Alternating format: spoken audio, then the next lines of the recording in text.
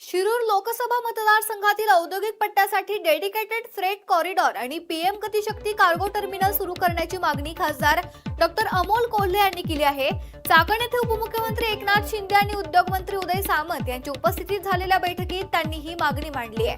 छत्रपती संभाजीनगर ते रांजणगाव, चाकण, तळेगाव एमआयडीसी मार्गे थेट जेएनपीटी पर्यंत स्वतंत्र मालवाहतूक कॉरिडॉर उभारण्याबाबत केंद्रासोबत सकारात्मक चर्चा झाल्याचं कोल्हे यांनी सांगितलंय। तसंच चाकण, तळेगाव, शिक्रापूर मार्गावरील वाहतुकीचा ताण कमी करण्यासाठी उरण, कर्जत, राजगुरुनगर, शिरूर या पर्यायी मार्गाला राज्य सरकारने प्राधान्य द्यावं अशी मागणी त्यांनी केली आहे। साहेबांशी संपर्क साधला आणि 10 हेक्टरच्या लँड ॲक्विजिशनचा मुद्दा पूर्णपणे सॉल्व्ह झालेला आहे आणि त्यामुळे लवकरात लवकर जी त्याची निविदा प्रक्रिया निघाली त्याचं ऍक्च्युअली काम सुरू होण्याच्या दृष्टिकोनातून काम सुरू आहे। आदरणीय मुख्यमंत्री उपमुख्यमंत्री साहेब, एक विनंती अशी होती की या संसद अधिवेशनामध्ये माननीय रेल्वे मंत्री महोदयांची एक बैठक झाली, यामध्ये आपण एक डेडिकेटेड फ्रेट कॉरिडॉरची मागणी केलेली आहे।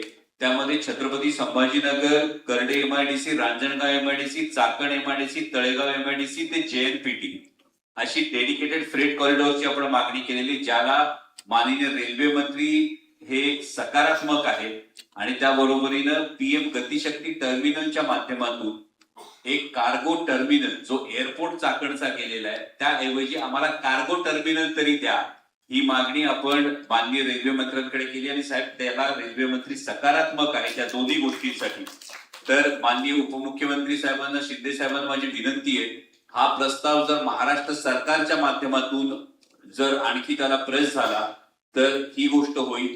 दुसरी, जिल्हाधिकारी महोदयांच्या माध्यमातून आपण चाकण फेज 5 च्या बाजूने हा जो 3rd and 4th ट्रॅक जो होता, या 3rd and 4th ट्रॅकच्या संदर्भामध्ये त्याची अलाइनमेंट ही एमआयडीसी तुमच्या फ्रेट ट्रॅफिकच्या दृष्टीने कशी फायदेशीर राहील अशा पद्धतीने आपण ती अलाइनमेंट रेल्वेकडून करून घेतलेली आहे। त्यामुळे सरकारचे जरी विरोधी पक्षातला असलो तरी लोकप्रतिनिधी म्हणून सरकारच्या बाजूनं मी हे नक्की आपल्याला आश्वस्त करू इच्छितो की आम्ही सगळेजण तुमच्या या समस्या सोडवण्यासाठी आम्ही सातत्यानं प्रयत्नरत आहोत आणि या तुमच्या समस्या सोडवण्यासाठी रेल्वेच्या बाबतीत असेल। आणि शिंदे साहेब, एका शेवटच्या मुद्द्याकडे लक्ष वेधू इच्छितो की यामध्ये उरण, कर्जत, राजगुरुनगर, शिरूर या रस्त्याचा, पर्यायी रस्त्याचा जर उल्लेख झाला, ज्यामध्ये माननीय मुख्यमंत्री महोदयांनी त्याचं फक्त अनाउन्समेंट केलेली आहे, पण हा जर पर्यायी रस्ता झाला तर तळेगाव, चाकण, शिक्रापूर रस्त्यावरचा लोड हा खूप कमी होईल।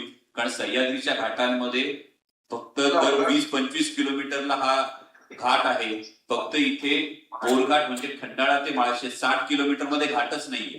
त्यामुळे सगळा लोड तळेगाव, चाकण, शिक्रापूरवर येतो। त्यामुळे हा जर मधला उरण, कर्जत, राजगुरुनगर, शिरूर हा जर रस्ता प्राधान्याने केला गेला तर याच्यावरचा एक मराठवाड्याकडून येणारा ट्रॅफिकचा लोड हा पूर्ण कमी होईल। त्यामुळे एवढेच महत्वाचे मुद्दे होते, dedicated freight corridor, PM Gatishakti terminal आणि कर्जत ते राजगुरुनगर, शिरूर हा रस्ता याचा प्राधान्याने झाला तर इतर ज्या गोष्टी आहेत त्या नक्की सॉल्व्ह होतील आणि पुढे अशी हायवेचं काम अवघ्या काही दिवस